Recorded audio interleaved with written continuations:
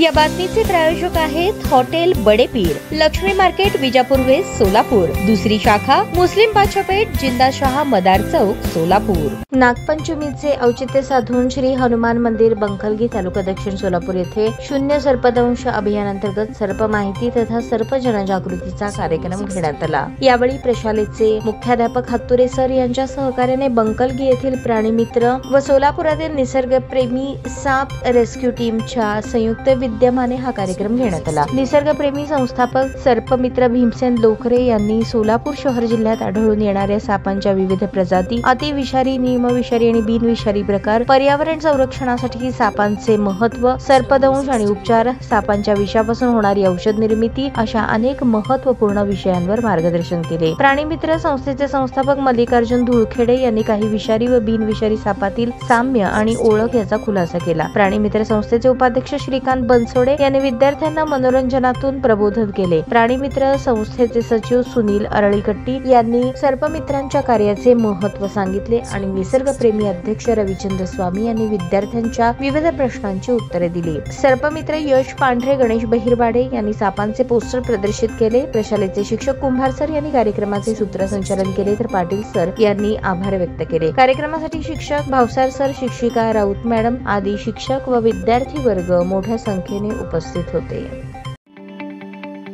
ताज्या बातम्या पाहण्यासाठी प्राईम महाराष्ट्र न्यूज चॅनलला सबस्क्राईब करा।